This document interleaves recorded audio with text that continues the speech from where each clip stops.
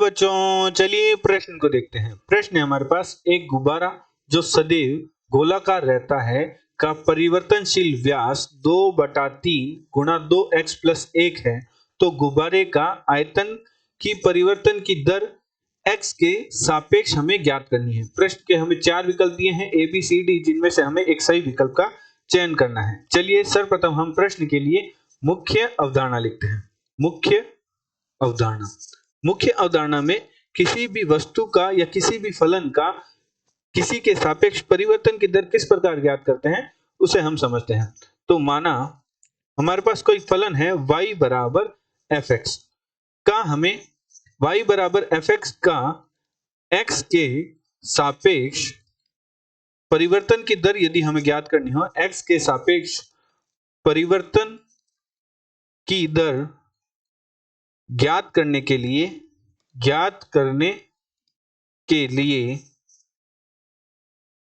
हमें y बराबर fx का x के सापेक्ष अवकलन करना होगा। x के सापेक्ष अवकलन करना होगा।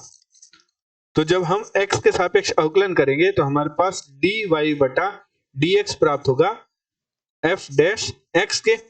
तो dy बटा dx हमें फलन y बराबर fx का x के सापेक्ष परिवर्तन की दर का मान देगा।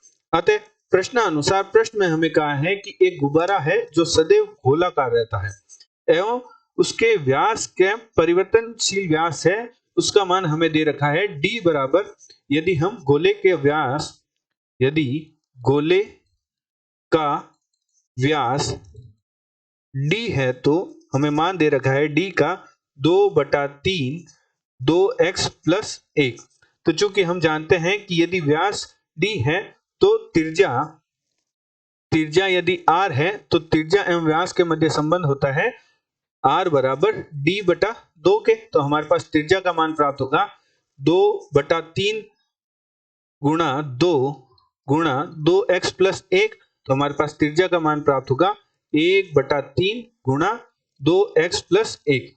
हमें प्रश्न में गोले के आयतन में परिवर्तन की दर ज्ञात करना है x के सापेक्ष। तो चूंकि हम जानते हैं गोले का आयतन यदि v है तो हमारे पास v बराबर गोले का आयतन का सूत्र होता है 4/3 पाई r क्यूब, जहां r का घन, जहां r गोले की त्रिज्या है। तो मान रख देते हैं, तो v बराबर हमारे पास समीकरण बन जाएगी 4/3 गुणा पाई गुणा r का घन, जहां r का मान हमारे पास प्राप्त हुआ 1/3 2x प्लस 1 के पूरे का घन। तो 2x प्लस 1 के पूरे का घन और 3 का घन हम करेंगे, या 1/3 का हम घन करेंगे।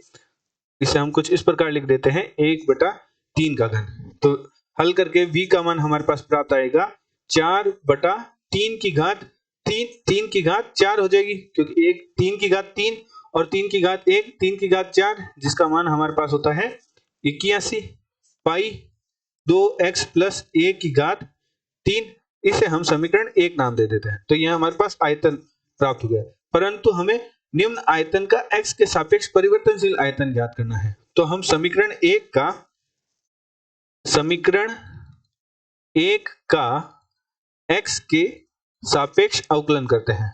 सापेक्ष अवकलन करने पर, क्योंकि प्रश्न में हमें आयतन का x परिवर्तनशील आयतन ज्ञात करना है, अर्थात dy बटा dv बटा dx ज्ञात करना है।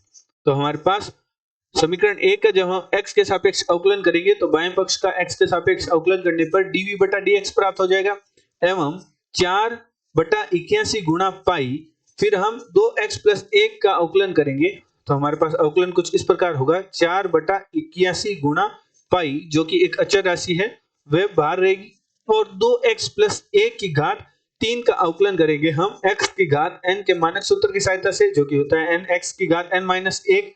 तो हमारे पास प्राप्त होगा 3 गुणा 2x प्लस 1 की घात 3 माइनस 1 अर्थात 2। अब 2x प्लस 1 का अवकलन होगा, तो 2x प्लस 1 का अवकलन करेंगे तो हमारे पास प्राप्त होगा 2 प्लस 0, अर्थात हम 2 ही लिख देते हैं।